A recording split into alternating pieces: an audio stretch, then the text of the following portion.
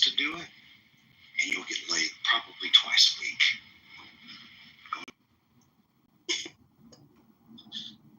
It's that simple. It's that simple. Honest to God. It really is. Yeah, I mean, there's an answer. Yeah, yes, dude.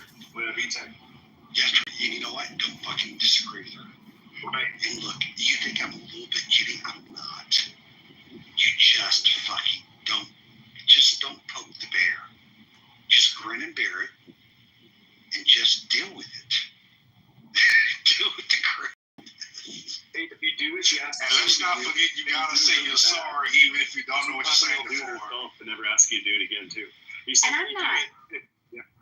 I'm not even advocating for, the thing of it is, the last thing I want to do is come down on the women. But this is very anecdotally. This is just my life experience, my experience with my friends. I hear I'm too tired at the end of the day. Like, I've done this, and I've wiped shitty butts, and I've done the dishes and the laundry and made the beds.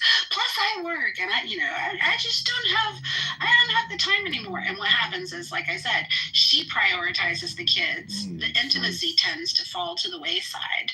Well, that is how men connect. Like, if you want your man connected, you better be keeping him sexually satisfied. If you're not, then find it somewhere else. Exactly. He goes and starts to focus on the career, and then she feels like, I'm being abandoned. He's not there for me emotionally. Well, you weren't there for him physically either. Like, it's a vicious cycle. I've explicitly told her that before. Been married 10 years. Wonderful wife. But there's been times in my marriage I said, if this doesn't happen, I will go find it I'll find this from somebody. And I'm not God's gift to women, but I mean, I work in an industry that's not hard to go find. You have to seek it, but it's not difficult when you find it. I will go find it if I have to. And I think it was a kid, and I'm a big, strong Christian man, because I'm not strong enough not to go. I'm not physically, I'm not mentally strong enough. So, Well, and in the day and age of social media, it's really easy for anybody to find it anywhere. Like, do you know how many people you have sliding in your DMs all the friggin' time? Like, people have all of these doors wide ass open to be approached. Whether you want to be approached or you don't want to be approached, that it's really very indiscriminate. And don't even get me started on that bandwagon, but sorry. I think I'm just word vomiting. Well, generally speaking, you're right. It's just like, man, I can't. I'm 50. I'm too old to fucking fight anymore. We fight, but it's like, I don't ever go to bed mad. Just don't ever go to bed. I mean, point is, no, really, just like, I just don't have fucking time. About once a year I do, maybe twice a year. I have time to really get to a 4-day, I don't want to talk to you argument, but I'm just too tired, I'm too old. I mean, I've got a 2-year-old, 14-year-old, and a 19-year-old. There's always chaos. And I'm not the easiest person to be married to. But like I tell her, I'm not the dumbass that married me.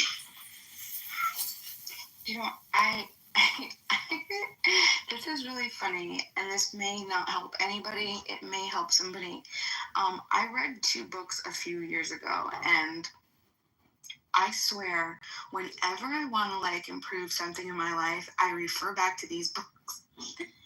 And it's so crazy how I can break a bad habit that I want, whether it has to do with me or a family member or whatever else. But I just follow the instructions. There are 2 books.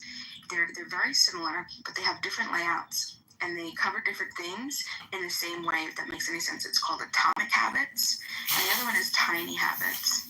And I think if you're a guy, right, you just have to be smarter than your woman stupid. That's something that I like to say to everybody. Just be smarter. Just be smarter than they're stupid. Because listen, we get emotional and we get overwhelmed. And I'm not saying it's an excuse. I'm just saying this as an objective, an observing woman. We don't understand ourselves at the time because of the emotions. Hormonally, these hormones will hit us And we're like feeling this dread or this anxiety or this despair even before, like there might not be any change. And then we realize, oh my gosh, it's time. It's that time of month. It's a period. But even when you're aware and you know that you're in that realm or in that thing, like you don't know how to fix it, right? You can try to balance. You could do supplements. You could do methylation. All fun, and that might help, right? And exercise and all that stuff. And I would encourage all of that, right? But a lot of the times you don't, it's just what it is. And then you're gonna have to go through menopause, you're gonna have to go through a lot of stuff. So back to the point. Atomic habits and tiny habits. Be smarter than her stupid. If like you guys have kids, go through these habits and find they're very specific. It says make the bad habits harder to get to, make the things that you want to change easier, just make them very salient, very easy to access. And so you got to think and you got to work around stuff. So if it's like dinner time, make it a point to, okay, clean up dinner, help get the kids on the night that you're wanting, right? Get the kids ready for bed. Don't ask, don't wait, just do it. Get everything all cleaned up. The bed, make sure, I know this is funny, but I know that this is for a lot of women. It's stressful when the bed isn't made nice. It's just like, you just make sure the bed's like, just reset a little bit, get the pillows ready. Okay. We're going to mess them up at the end of the night. No, you're not. I'm telling you, you're not. It's just going to be, you just have to follow, you have to do your checklist, but it's going to be specific to you. Go through the atomic habits and tiny habits, and because it might be something different. It might be a different time. It might be like a morning thing where you're going to have to like connect with her in the morning really early. Wake up, make sure that you like make her a cup of coffee or make her smoothie or do something that's going to, women, because also the hormones, because they work against us, they also work for us. You could turn, I'm telling you, you could turn a monster into a little baby that's jumping the D in a second. Like if you just do the right thing, like you gotta press those right buttons. So you just make us, and we're nurturers and we're lovers. So you show us that cute little thing that, oh my gosh, that's so romantic. He made me a cup of coffee. He made me my lunch. Oh my gosh, he brought me a little flower. He made me a little note. He did a little emotional check-in. Whatever they might be, but you gotta know your woman and I'm telling you, read these books. If they're like little micro, like flirty micro moments or a scheduled touch point, like every week you like set aside a certain amount of time just for like the two of you, whatever it might be. No phones, make it really special, but you gotta know her, you know what I'm saying? That's it. I ask my wife here every morning, literally almost every morning. This is what I'm intended to know. I ask her, you want my dick for breakfast? See, like maybe if you're not getting it, and just hear me out. Just hear me out. I say that. If you're not getting it, that might not though be the thing. That might not be her thing. That might be your thing, but that's not turning the thing. I know, I do it. She knows that's just my personality. She just continuously. She's not yet once said yes, by the way. But one day she will. But she just wow. See the thing, you don't want her, Matt. You don't want her to like roll her eyes like, oh my god, or laugh. You don't want it to be funny. You want her to be like, oh my god, like yes, come over here. You know what I'm saying? Well, yeah, I get it. That's my personality. She gets it. That's what I mean. Well, yeah, there is no one size fits all for relationships. You figure each other out. Like 30 years was not enough. I still didn't have everything figured out with him, but we sure learned a lot along the way. And I think more than anything, like being able to communicate with each other, just kind of knowing who you are. It's like you said, Matt, it's not my thing, and she knows it's not my thing. And my husband was the same way. Like he very rarely had like a quote unquote romantic bone in his body, but it was in all of the little tiny things that he did that just got me going. Like I would wake up and he'd leave Post-it notes on the mirror for me. Or he'd just send me a random text during the day and just say, thinking about you, or whatever. They were never like these. I mean, he did occasionally come up with some pretty good grand gestures, but for the most part, for the duration of our marriage, it was all the little things. Like, honestly, that was my biggest regret after he was gone was the drive you lost your husband.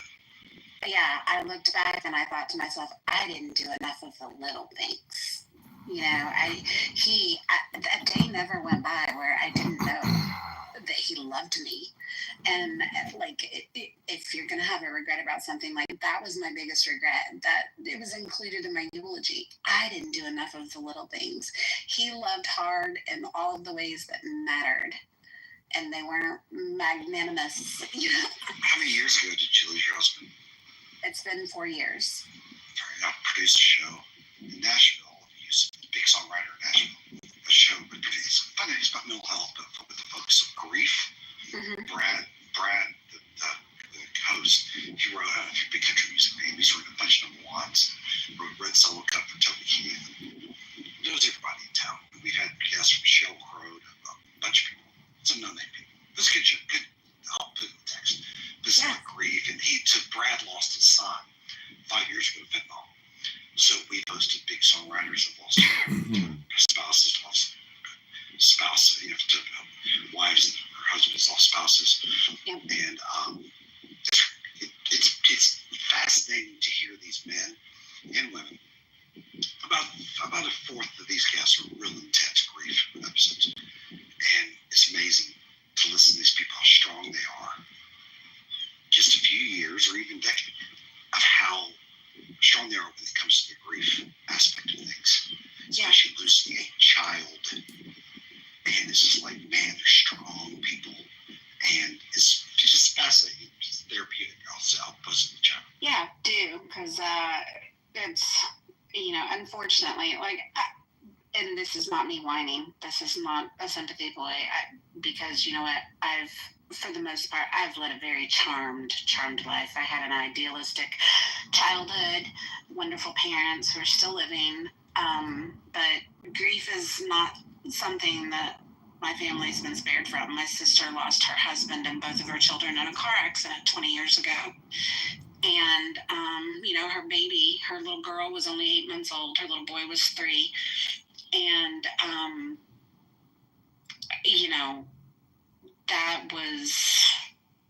that was like a really, really pivotal moment in our family. And a lot of what we went through with her, I think prepared me for what we were going to go through with my husband.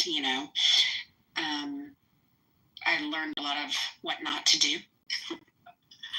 And how to manage it, how not to manage it. Right. The wrong way. Right. And I don't know. I don't really believe in that compare stories game. Because everybody's. You can't. There's no. Everybody's story is. Yeah, it's different. Everybody's story is different, and tragedy is tragedy. And it doesn't matter the magnitude of the loss. Like, it impacts people very, very differently. So I think it's a very dangerous game to play. Well, I suffered this. Well, I suffered that, But my sister, she went on to have an amazing testimony. She went on to help families that lost children. Do me a favor, please. And I really did. I posted that in the chat. Mm-hmm. And we help. We have if she's real proactive in the grief community, something like that, man. Again, even though we've had a Sheryl Crow, we've had these huge songwriters, actors. It's someone like that in the grief community, and it has a story, and reach out to that, and I'll put my email address. I don't know. We've flown that girl that abducted in plain sight. She was abducted twice as a teenager. It was a big Netflix show. We flew her in from Utah. We've had a long list of people. Some people you've never heard of. Some people you never heard of. It's just a wonderful show, and we produce it in Nashville. And if she's taken her grief story and turned it into, and I hate to just for the lack of people haven't experienced this type of grief. I've been around it, so I've heard these men and women talk about children and whatnot. People to find somebody that really looks at finding the good in grief and finding the good in it are amazing people. Yeah. Amazing people. For sure. For sure. And I'd love to have someone like that who's lost a family. Mm-hmm. I mean, I could not. I'm checking. Like I told my wife, by the time I was my 2-year-old, I'm checking out. I'm sorry, nothing's going to stop me. Nope, can't do it. So to think that I have that terrible attitude, even with seeing some of these people who a child was murdered, his child is a big songwriter, a bunch of big songs, y'all get him, Casey Beathard. His child was murdered in downtown Nashville with a knife. Stepped in the middle of a fight to break it up. And anyways, but long story short, 6 months later at his trial, he found guilty. He just said, he told his kid, this person who murdered his son, I hope you get to know Jesus because you and my son will be best friends one day. When you find, if you make it to heaven, per se. To say that to someone who murdered your child, it's pretty damn powerful. Yeah, my sister actually, there was a trial for the man that hit them. He was not under the influence or anything. It was honestly a tragic accident. He was speeding and he ran a red light when he T-boned them. And repeatedly throughout the course of the 2 years before his trial, the district attorney tried to get my sister to coordinate and work with the victim impact group to provide like a victim impact statement at his trial and whatnot. He was charged with 3 counts of vehicular homicide. And my sister had declined to give a statement. She had tried pervasively through that 2 years to get people to, she had purchased a Bible for him. She had heard throughout town that he'd had a hard time, coping mentally with the accident and what had happened. She tried many times to get people to provide a Bible to him, where she had written just a short little note inside the Bible, and nobody would pass it along for her. So she went to the trial, and towards the very end of it, her husband's parents, who did not really engage with them a whole lot, there wasn't like a great relationship there, they had provided a really powerful victim impact statement to the court, and they were pushing for maximum sentencing. And my sister tapped on the DA's shoulder and asked if she could go ahead and give a statement in the courtroom. The judge was honestly getting ready to throw the book at this guy, and the district attorney agreed. And so she was finally able to get up and walk over there and hand him the Bible that she had purchased for him almost 2 years earlier. And she got up on the stand and she basically told the court that there was nothing that they were going to do punitively to change the reality that this person woke up to every day. And she wanted to let him know that ultimately she knew that God was in charge of their destinies, that their days had been numbered from their birth, and that it was a tragic accident, and that she didn't hold him responsible. And the judge asked her, what would you recommend? And my sister said, well, he was speeding, and I mean, there was some recklessness in that, and some of the sister made some recommendations because the city had, and she recommended like community time, helping with the upkeep of the park, suspended license, and the judge ended up granting everything that my sister suggested because of her testimony. And I don't know. Grace It's powerful. is a powerful thing. It is. But yeah, I just sent them an email. I was using the YouTube thing. And feel free to share my contact information with her. I will. Yeah, we love they're Brad and Michelle are both heavily involved. He has 20 dads every first Wednesday of the month that lost children, which half are drugs, of which all of those are fentanyl. The other half are generally accidents. And then they also be part of 2 nonprofits, a bunch of others. They'll just send cards to people that have experienced something like this. And the dad's group is the same thing. So it's pretty, really impactful.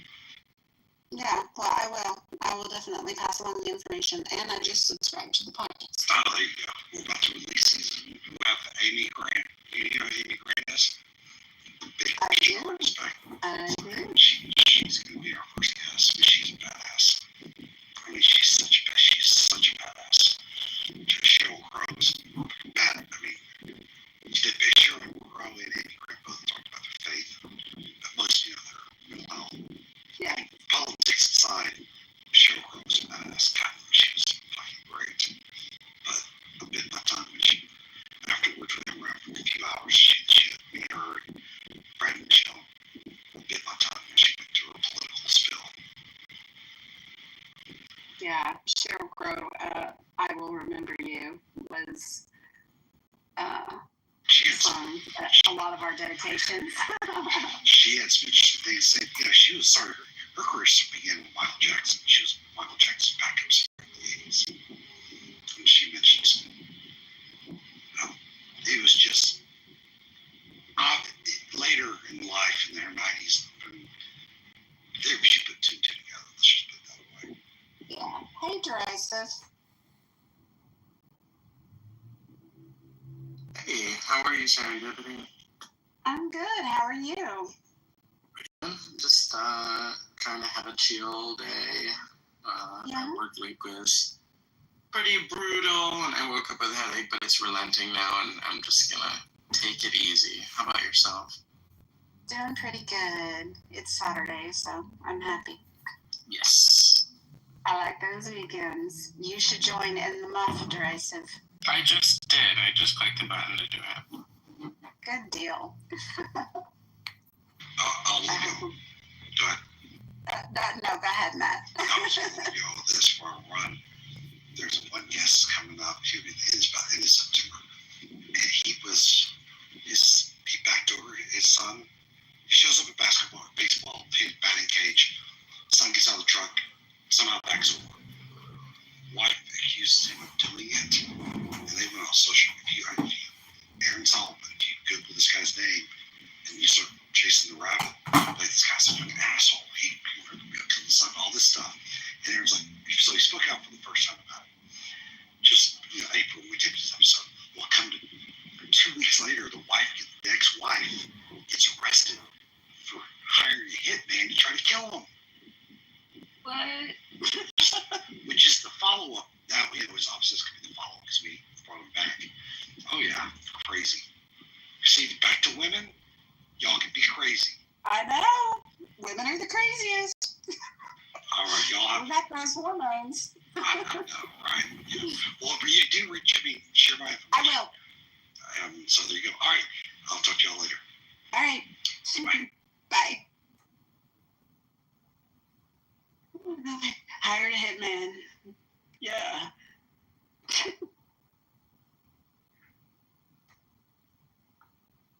Good luck, Derisive, trying to find some chill rooms on Clubhouse today. Yeah, I just, well, I've been saying that I realize now that Clubhouse is sort of like a casino in the sense that once you start, because, I've taken a number of long breaks from Clubhouse. The last one was 7 months where I didn't have the app installed at all. And then I came back and started doing some rooms. And it's like a casino in the sense that once you start playing a little bit, like, you really want to keep playing a lot. And you also, 84% of the time are going to lose while doing it. Yeah. And so, right now, I was just like, any room where they're not yelling at each other is A-okay for me. I don't care what they're talking about. Right. Yeah. It's kind of hard to get away from. I mean, yeah, people are crazy. Yeah, but I think today they're actually going to solve what's going on in Israel and Palestine. They're really close. Yeah. You think so? Yeah, just, it's like the last 45-minute stretch on Clubhouse, and then they'll have come to a meeting of the minds on that issue. Yeah. Now, if we could only get all the personal drama to resolve itself. Yeah. Have you you in lately? Yeah. He was in here a little while ago. He's back into his top tier trolling game. So Yes, he is. Yes, he is. He doesn't disappoint. BB was in here earlier. They were both in here at the same time. It's like, okay. I'm uncomfortable. Mm-hmm. So I get uncomfortable with those things. But yeah. What you gonna do? Well, I guess I'll head out into the halls and see what's happening and popping out there. But it's been a good room, y'all. Thanks for showing up. Okay, nice to hear from you. I'm sorry. Yeah, I'm sorry we're not like the typical Roger rooms with all the excitement, but no. It is what it is until he returns. Is he gone?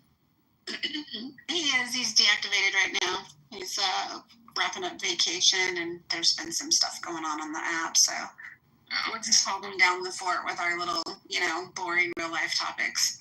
Is this his room? It is. This is his house, yeah. Oh. Yes. This is his Sorry, house. Bite my tongue then. Okay. Okay. Bye, darling. Bye, hun. I'll talk to you later. Y'all be good. Just be safe out there on the clubhouse streets. Are you leaving? I am. Okay. Well, Yeah, I'm gonna go see what else is out there. take care. Stay safe. Be Absolutely. It was great meeting you, Maddox. I hope you come around and join all the rooms. We love having you here. Thank you. And likewise, too. Like for me, it's been amazing. Like meeting you guys, hearing y'all, talking to y'all, texting y'all. It's been phenomenal. But catch up soon, yeah. Absolutely. I'm sure we'll have more rooms later. Cool. I'm probably gonna be there for it later, even, yeah. But All right. I joined the group, so I'm gonna get a notification if there's any rooms. You will. Yep. So Yep. until then. Perfect. Sayonara. Bye, y'all. Ciao for now. I don't know why you're coming back. You're the one that is saying you want to hold somebody's mental health.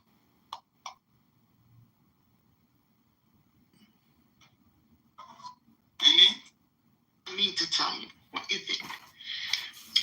That I have to, basically is, he was saying it was trust the process. It's a process, and it's one that I just have to take. I think I have to remove my hands off of it and just trust the process. That's good. What about he gives Respected by my men. This is look at this here. So go ahead and repeat that. So black men don't like black women because what?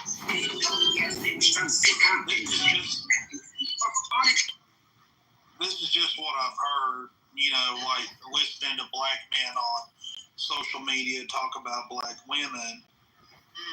There's even a video of a black man going around with a blower blowing off black women's weaves. White women don't like black men. I'm just saying, I know that black men criticize black women for their masculinity. Is that not true? That that's they're like, black women are too masculine.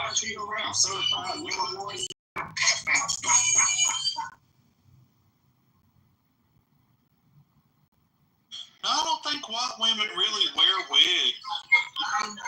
They actually do. They wear clips. They wear wigs. I've never known a white girl in my life to wear a wig. I mean, I'm sure some of them maybe do. you from broke nation. A lot of white girls are.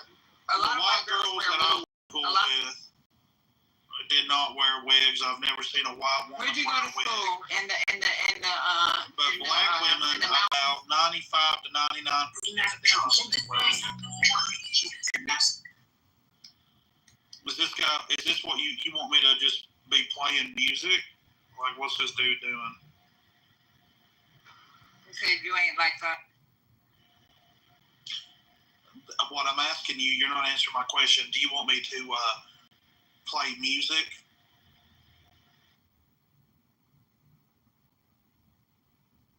No, I want your ass to move to the good bit.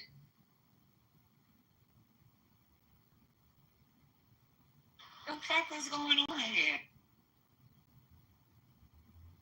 And the game gotta be registered in case the nigga who watch. I'm leaning on you niggas like a nigga line.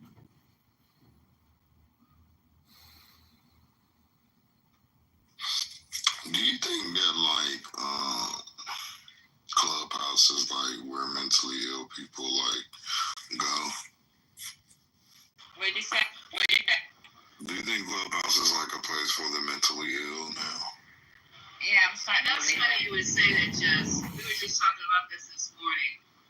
I invited my friend Mary on the app, and she's just sitting in the food, and she's like, "Girl, the Clubhouse seems like it's full of people that need help." Yeah, this is really like a lot of these people need help, bro.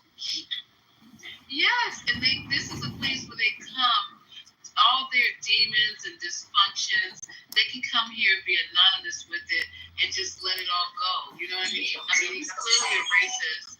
And he just came in here and he shut right on. He just immediately called me a nigga. Who, that MC person? That person that Petty was just on?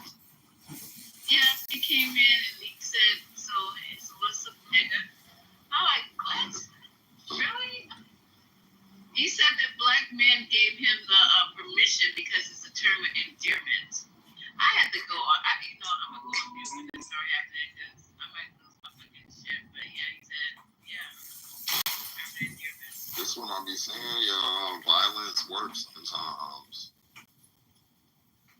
These niggas have not been smacked. I mean, like with the whole hand, like, you know, when you take a smack like up in the air and bring it down, like, pow, shut your ass up. Use the back of the hand too, so they can shut up. The fuck wrong with you? The fuck you mean, nigga? That never happened. The white boys that I've been around, they ain't got pop, so they already know. You know, they done got the fire slapped out of them, so they good.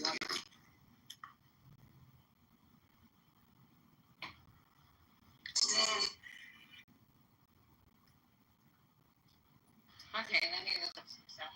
Come on, Belle.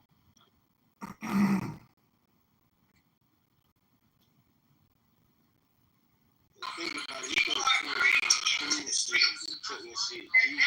He should have done that shit.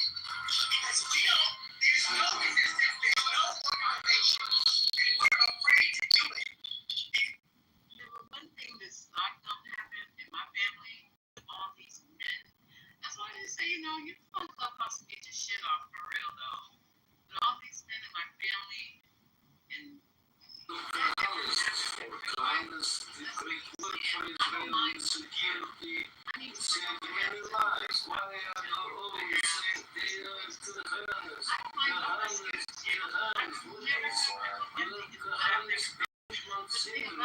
if you had said that in front of my boys or the men in my family, they would have completely knocked the fucking taste out of his mouth, calling me a nigga. That would have been that all the stuff started. You ain't got to worry about it. You can't be no child. Like, if you get locked up, like white people are trying to run the world a little bit. So if you get locked up, we gonna make it 10 times harder for him in prison. He can't do that to you. He ain't gonna be eating no food. I'm literally trying to work here. All his phone calls. So he only can do this shit on like I can do this shit on the app, in prison, in the street. He's only like literally, you know what I'm saying? So he know that. I ain't gotta do nothing to him. If he get locked up in Texas, they gonna take everything from that boy. So he gonna do the Mexicans even gonna be on his ass. Cause the Mexicans don't fuck with him. We gonna be putting dibs on him like we got this one. So we get the first one, and we black. And then the Mexicans, they gonna get the second white person. And it's bad to us. You know, we passing them. Even the hardest white dude you ever seen gonna get fucked up. We gonna make it. Yeah, I remember the Dean Cain who used to play Superman.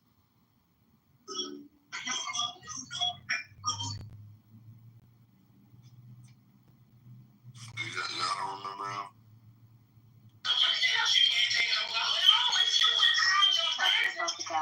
now going to be part of Are you ICE. talking about the? Yeah, he gonna be an ICE agent. Yeah. He already started. He was talking about some arrest that he made the other day. There's a video, a clip up there of it already. If I'm a Mexican, Dean can't run up on me. I'm whooping him. I'm gonna make my name that day. I might go to jail, but I'm whooping Dean Gang ass. And I'm record this because I'm finna fight this guy. You're not Superman, bitch. I'm gonna Listen, bro, I'm gonna give you the facts, bro. Like, you ain't gonna run that shit over here on me, bro. I'm keeping that shit cool. You trying to disrespect women. First off, that's already a no-go. And then that's kind of disrespecting me, because I'm here. And nigga, cut that shit out, cracker. Like, I ain't even trying to call you no cracker, but you playing the wrong game. Ain't nobody trying to do that lame shit. We heard that shit too many times. Cut it out.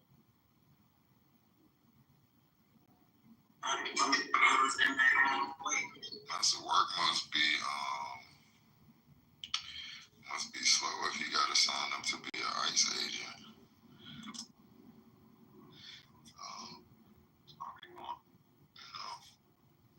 Too good. He couldn't like do no episodes of SVU or nothing. Work is slow. You need to. Hollywood ain't looking for you. No, nothing. Not even a Geico commercial. There's something that you can tip out there besides go and rescue. But I think and deep down, he's just showing you who he is. He wants to go out there and try to be tough and get rid of some immigrants at the same time and make a name for himself on the MAGA set. I found a lady last night. She was doing like profiles on pretty much everybody in the cabinet, and she did hit a profile on Stephen Miller. Have y'all ever seen his wife? Yes, I thought she was having an affair with Elon. They accused her of having an affair with Elon Musk. Yo, they said the wife is terrible. They was giving I forget what school she went to, but they was like, she's a psychopath. You know, she is a really, really mean, hateful person. And they was like but they said that the reason why they think that he's like that is because his first girlfriend was a Mexican girl from like a border town. And, everybody hated. They said they used to use him for like liquor runs because he was already balding and he looked old already. So they just used him. Nobody really wanted to date him and shit. And they was like that this one girl, this Mexican girl, they said she was a real like pretty girl. She dated him, but like I guess they were saying she felt sorry for him. That's kind of why she dated him. And then, like, I guess the more she learned about him, she was just like, she couldn't deal with him either. So she ended up ghosting him. And they say that they think that's part of the reason why he has, like, this big heart on for, like, getting Latinos out of here and stuff. And then he got with her. But the reason why I brought that up was because she doesn't look white. She looks like she's like really dark and has dark hair, very swarthy. So I think he likes like Hispanic women. That's what I got from that. And so in turn, that's why he has such a vengeance against her. No one has an excuse. In the quick case of the leaked emails with all that fun. In an anarchy-style situation,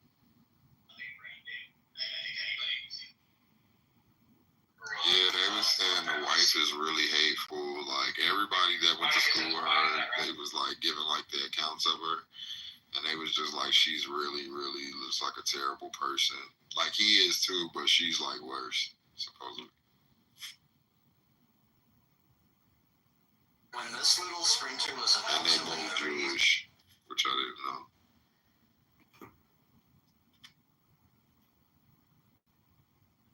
Couple tickets.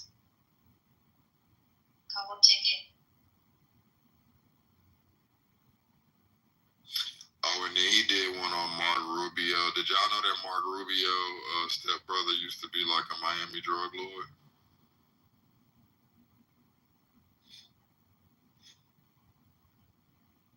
And he was staying with Marco Rubio when the feds caught him and they kicked down his door.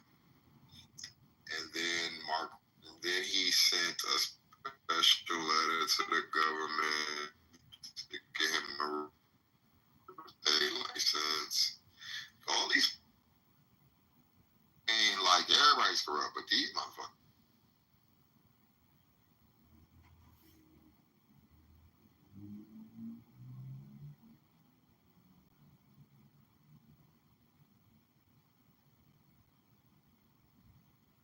You guys discuss the fact that Garcia was let out for like home arrest. We talked about that. Not this morning, but we talked about it yesterday. You know, and y'all, he needs to get his passport. Did they give him back his passport? He needs to go. Wait, hold on, dude. I don't know if it's making up, but Grego needs to move. If they gave him a passport, he needs to go to Canada because they are not going to let him live. So.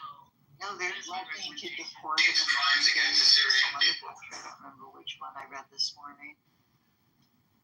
But he can't go to Canada? Yeah, I have I love how America does this, how there's always a big They can't touch him. I'm just saying he needs to leave. Yeah. Because they go try to deport him ASAP is what the reports keep saying.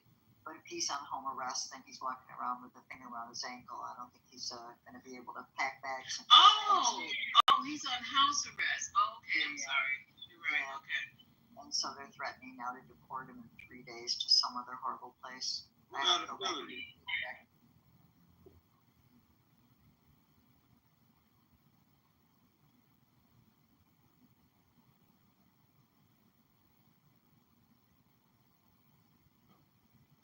Sorry, I was talking to somebody.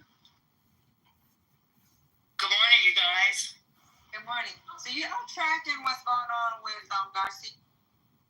Yeah, they want him to go to Uganda on Monday. So they said if he pleads guilty, they'll send him to Costa Rica. Right, Uganda. Yeah, he had the offer to go to Costa Rica, and now they're like Uganda. Yeah, because he won't plead guilty. Costa Rica. Right. Oh, so Uganda's a punishment. Yep, it is. Oh my God. I'll sue the shit out of the United States. So what would you guys do? Would you guys go ahead and plead guilty and go to Costa Rica and be about your life? Or would you just keep fighting this? I will go right to Costa Rica. Please leave me alone. You and y'all crazy ass white people. I will go to Costa Rica. Just leave me alone. I don't even know that much that's an option still. I think that might be off the table. Just give me some money and let me go to Costa Rica because y'all hoes crazy. And I'll try to come back in 4 years when we get somebody else. I'm in Costa Rica right now, man. I would take the Costa Rica deal.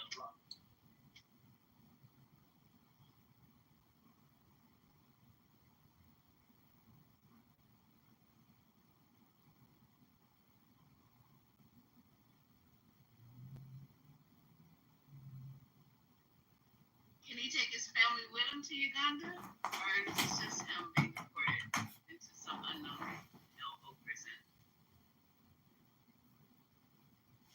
My take is that it's probably another hellhole prison. I don't think they're giving him any choices. I think they let him go home for a couple days before they're going to be on him again. That'd be fantastic if he could just get the hell out of here. I'm not sure how he would do it. I don't know how you gonna do that, but I don't care about that shit. Do you care about that shit? It's just interesting to track in case something happens, so we know how to move. I mean, why don't you care? I mean, that's what he doing, right? That's what I'm doing. You mean what you're saying is that you don't care? Obviously, you safe and in good hands and believing in what you need to believe in. I think he's doing it right.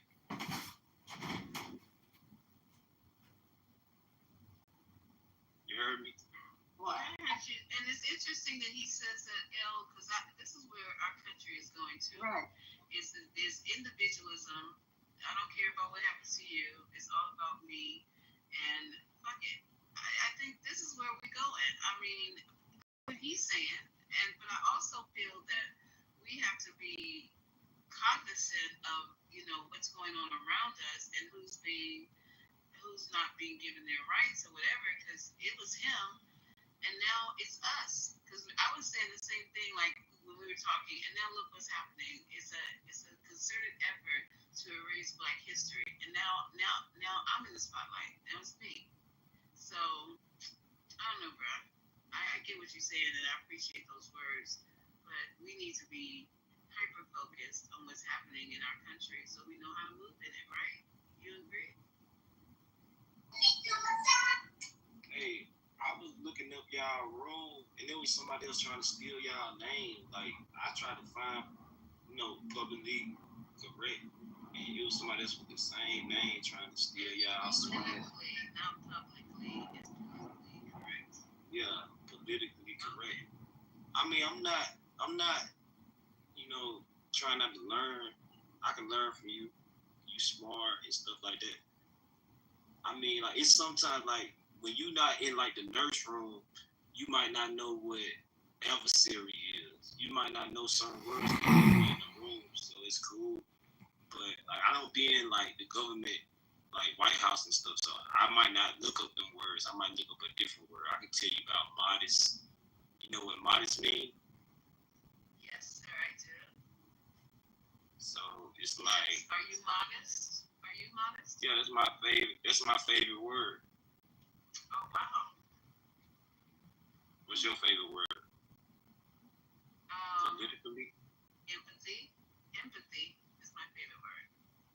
Okay, so like, what that mean? That means that I care about others and I'm selfless and I give more than I take. So I'm empathetic. If something happens to you, I'm in care of you. I'm in concern for you. I want to help you. You know what I mean? That's empathetic. Okay. I think you broke the word down pretty good. That's good. I believe you. How old are you? You sound like my son. Say what? Are you in your 20s? Are you in your 20s? Yeah. Yes. That's interesting. I'm in my higher 20s. I'm not in my lower 20s. I'm 27. Oh, okay. Yeah, I'll be chill. Your age group these days are always chilling. I mean, I don't worry about another man, so I just know about what I'm doing. So we might be both the same age, but I'm doing something else and he's doing something else. I don't know what he's doing. Who's he? You know, Who's he? whoever you say my age group, you put me in a group. So, I mean, I'm Oh, no. I'm just, okay, yeah, I don't know. That's what I tell women when they be talking to me on the phone. Like, they be talking about some men is so mean and doing this. I be like, don't tell me about no man. Like, I don't got nothing to do with it. You know. Like, don't be telling me about no other dude. I don't know nothing about them. I'm not your best friend. I'm not your gay best friend. Like, don't do that. I'm not gay. You know. Put me in that situation. Oh my God, I wish I was 20 in 2025 because this is hilarious. I mean, y'all do great. I swear to God, I wish I could just be 20 in 2025 because y'all You was already 20, so you already know stuff. Nah, see, when I was 20, I wasn't speaking of how you guys speak. I mean, y'all on some new shit. I mean, really, I don't know. They gonna be on some whack shit because they be on the phone all the time. They don't be in the streets. See, when I was like younger, I was always outside. The street lights come on and stuff. But these kids, they be on the phone. Or either they just be shooting guns. So it's gonna be the middle. You ain't seeing the middle of it. Like the in between, like Garment Eden, where the devil be and where the angel be.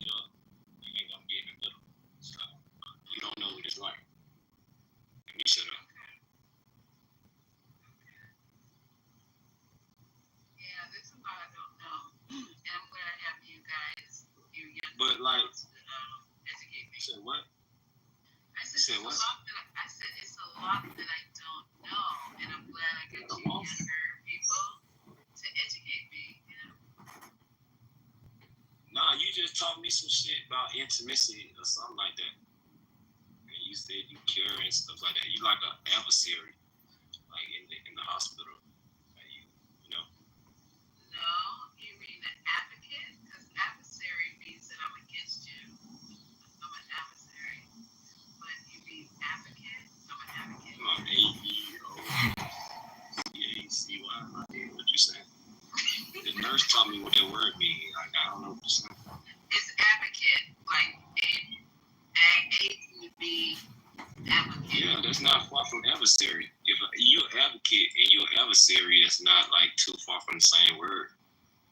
Yeah, it is, babe. Go look those two words up. And they're totally I'm not different. nobody, babe. Don't do that. I'm sorry, that's just a habit. Nobody's trying to baby you. That's just a habit. Cool. I ain't tripping.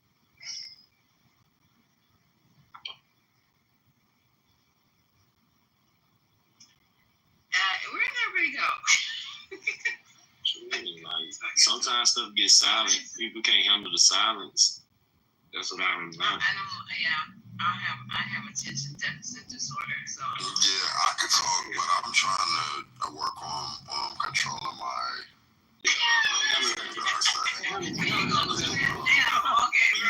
I'm practicing on that. I ain't knocking the hustle, bro. Cause they can't knock the hustle. They can't knock the hustle. I was too far away from my phone. I was grateful. That's one of my favorite words. Gratitude. You say gratitude your favorite word? It's one of them. I got a lot of them. What that mean, gratitude? It means that I appreciate what I have. I appreciate the blessings I've been given. It means, so the root word, great. You break it down. Yeah. Words are really important. Trying to knock you down for what you saying, like it's cool, like. No, words are really important. Well, we have someone in this room that's a wordsmith. Yeah, you should come back one day when she's in here because she's really good at breaking words down. Who are you talking about? We have someone that comes in this room who's a wordsmith, and she's really good. She's a linguist. Do you know what that is? Before I talk about that, I ask you a question like who that is. Say somebody's name. I don't need to say their name. They're not here. I don't like talking about people's names when they're not here. You're not saying nothing bad though. You just saying like they smart. I know, but it's not necessary. But it's not necessary to name them. And they here, how I'm gonna know who they is? Well, when you come back, she has a real doctor by her name. Okay, that's fine. I ain't tripping. Yeah. So, and she's really good with words. I'm just letting you know. She's really good if you want to learn. Yeah, I know somebody that help you out and do all that, but I ain't gonna tell you their name. Where do you live? Are you in the south or the west or the east? Where are you located? You don't have to tell your exact location, but are you the south? Are you the east? Are you the northwest? Where do you live? Is you trying to see if I'm finna lie to you or something? Cause I got it in my bio. No. Oh, I didn't even get it. I'm driving, so I didn't get a chance to click on your bio. Oh yeah, I'm gonna tell you. Don't look at it if you driving. I'm in Birmingham, but like I'm in Birmingham, but I'm like one out of one. You're not gonna find nobody in Birmingham that's moving like this. So you would be fooled by the images. You would think everybody the same, but they not. You would think every man the same, but they not. I'm just intrigued by you, Birmingham and Mississippi and Tennessee. Don't be intrigued by Memphis, because in Memphis, I've been to Memphis. I'm from Birmingham. I've been to Memphis, and it's not what you think. The day one when you show up is not gonna be what you think. So don't go there.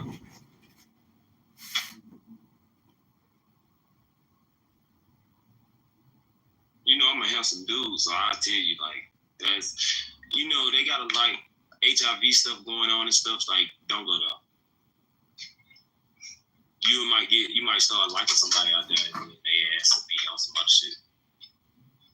I'm just helping you out, like, just chill. Like, be on Clubhouse, relax, cool. At least you ain't out there getting caught up in no dumb stuff. Like, that's what they do. Y'all should see my face. I mean, we really have to get on the point where we can just be streaming. Yeah, I don't think I wasn't going out there to find Bro, you winning the game? Yeah. You winning? Hopefully.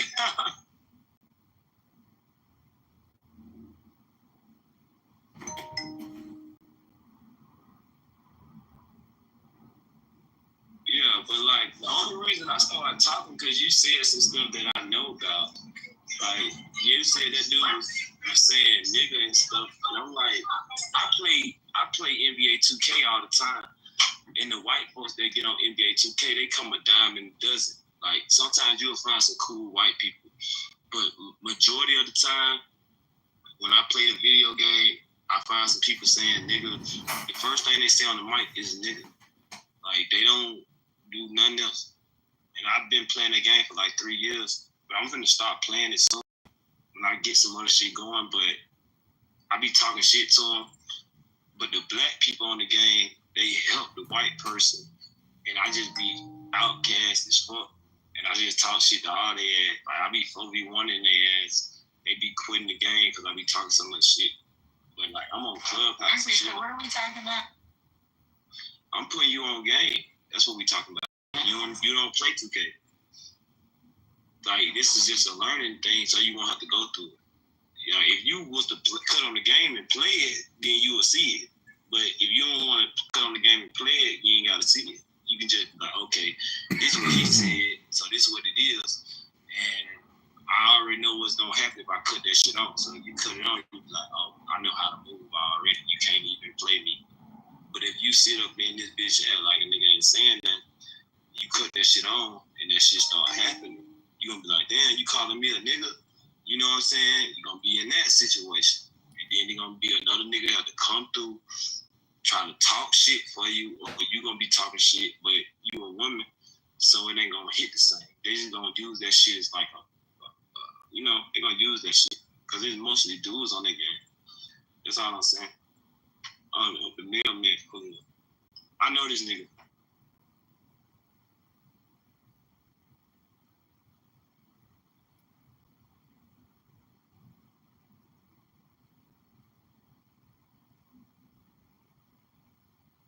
Well, did you say that you were 28? Or in your late 20s? Because you look like you're around 18 in your picture.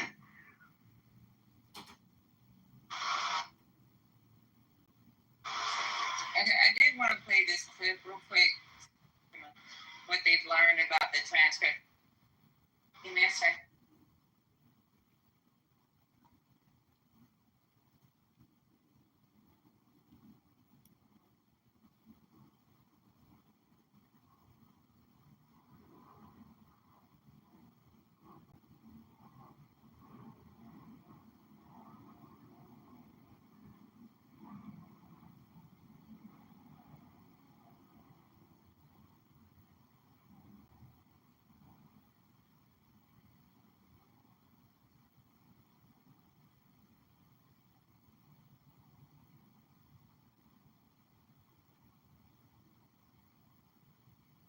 I gotta get music. Okay,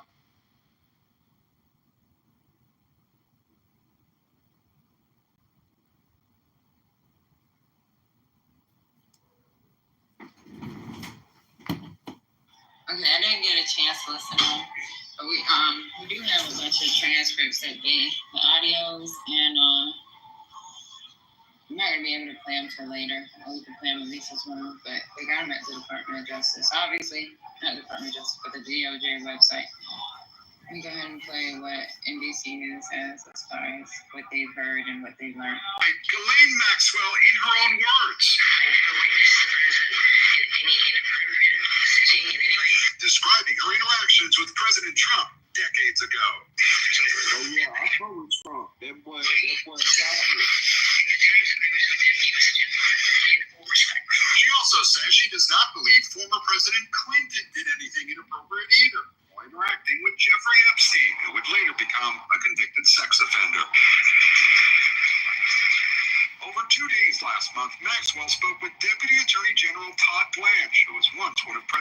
victims' personal lawyers. You're meeting with us today. We're really just not promising to do anything. The White House has been facing mounting pressure to release more information on the investigation into Epstein, who the Justice Department concluded died by suicide while awaiting trial in 2019. Conspiracy theories have swirled that he was murdered to cover up a client list. Did you know the existence of any such list? Maxwell was asked about what she thinks happened. Still, she insists that Epstein likely could not have been targeted by someone outside the prison. Maxwell serving 20 years as Epstein's co-conspirator in the sex trafficking of young women, though her attorney says she's innocent. Also today, the Justice Department turned over the first batch of its Epstein files to Congress in response to a subpoena. I'm in support of keeping it open. It's a great machinery, but I'm in support of keeping it totally open. I couldn't care less. You know, people that could be mentioned in the response don't deserve to be. Some people can see everybody involved. Gabe Gutierrez joins us now from the White House. Gabe, could Ghislaine Maxwell be pardoned here? Gotti, several survivors of Epstein's crimes and their families are vehemently against that. But today, Maxwell's attorney argued that his client was a scapegoat after Epstein died in prison. The president recently said that he was allowed to pardon her if no one had asked him. Gabe Gutierrez of the White House. Gabe, thank you. What's that? Today, Lyle Menendez making his case for freedom to a California. Niggas watch YouTube. I think everybody here watch YouTube. I don't know why you even playing it. That shit ain't. That's some regular shit. When niggas chilling, they cut that shit off. Check that shit out. Did y'all hear me at all? Anything? No, we heard that they fucking shit through the intercom.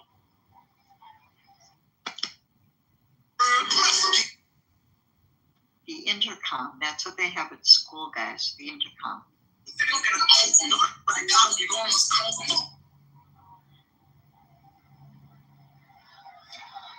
So y'all didn't hear the newspaper article? News article? Yeah, it was about gasoline. Yeah. He said he heard it through the intercom. That's why I thought it was funny, because that's where you're in high school. Yeah, he's a high school kid. So what do y'all think? Like, do you think that she, like, doctored her answers so because she knows that she's under scrutiny right now and this may be her chance of getting her? Absolutely. This is her get out of jail free card, her pardon. She's gonna lie and lie, of course. I think somebody last night in here said, or somewhere today, that there's going to be some press conference with the victims this week. And I don't know where that came from, that information. I'm going to try to find that, because that will be really interesting to hear. I'll see about it. And that's the problem, Elle. I mean, coming in there and lying is not going to do her any good with all these people still alive to go in there and tell their truth. It's just ridiculous. Do people think this shit out, or they just come up with a plan and think everybody else is going to lay down? If I know that I'm a liar, if I know that I've done so much damage to so many people who are still alive, and I'm literally going to try to pretend like it never happened, that I'm going to rewrite fucking history, I don't get that part. I really am absolutely stunned. Well, remember that they're all watching him do it. So, when the guy in charge is doing it 24/7, it's pretty easy to think, well, I'll just do the same thing. That's that, what's that woman with the alternative news, the alternative facts? I mean, this has been coming for years. So, yeah, they figure may as well just say, well, I didn't see anything, I didn't hear anything, I wasn't there. It just doesn't matter. There's no reality. But that's why I want to talk about that press conference, because I would really love to hear them be able to speak.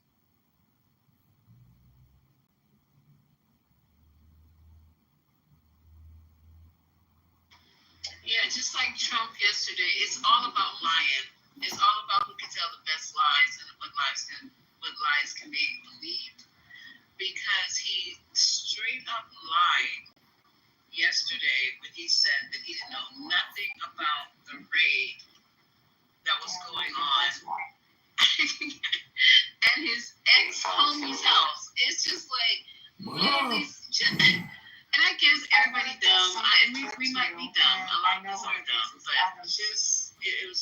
Yeah, fucking Adams.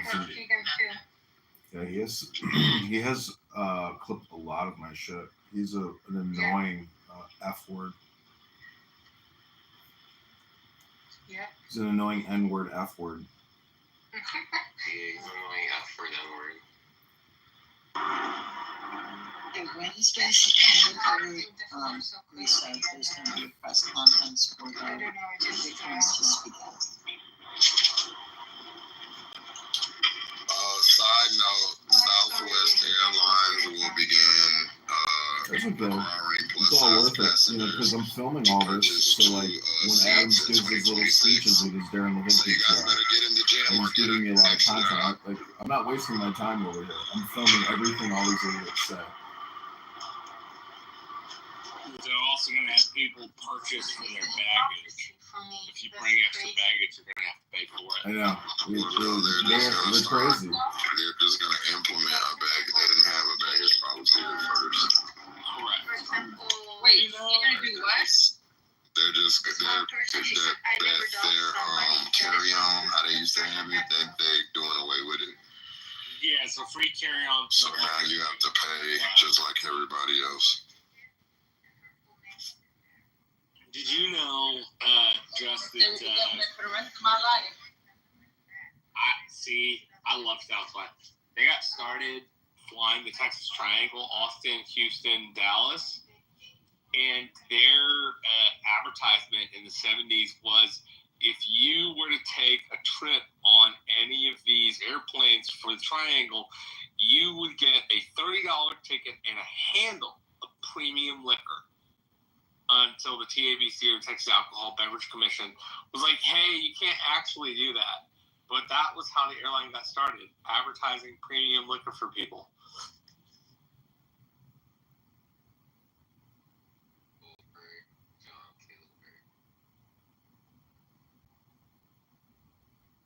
Dig deep into your pockets, Julian. So they're really going to get rid of I agree. So you don't care about the fat people having about 2 seats. Just fuck that. Just the you only give a fuck about the carry-on. I mean, I don't know what to think about the fat people having to buy an extra seat. I would like it if they didn't have to. It seems like it'd be a better way to operate. They're gonna lose their popularity with them too, because that's why I fly them because of that policy. So now there's no reason to no more. And that's why the people that fuck with them. They don't have people stupid. When you get rid of why people start messing with you, you lose it. But those seats are so narrow on Southwest. You know, they're very narrow seats, and I don't consider myself fat, but I don't feel comfortable like I do on JetBlue or Delta. Yeah, I can see if I was a little overweight, I'd have to get 2 seats. I could feel that. You know, they are very narrow.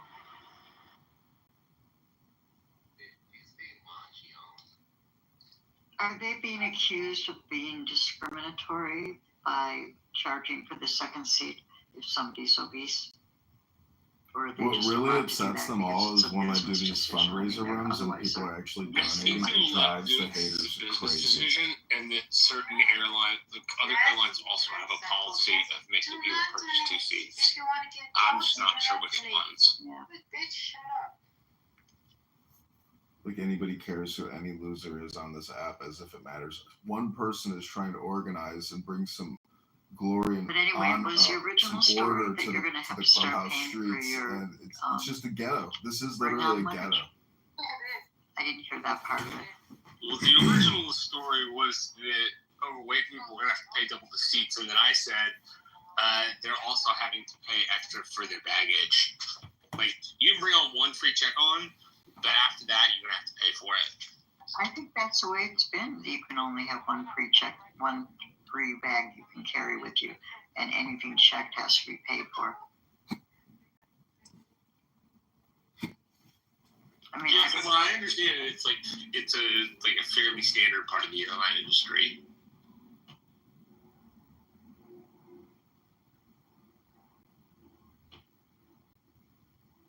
So what are we talking about in here, Lisa? What's the news? What's going on? Child, I'm hanging out with Shaw. I'm on a little extensive drive here, and I thought I'd come in and hang out with Shaw to find out what's happening. When I went to sleep last night, it was all about this nonsense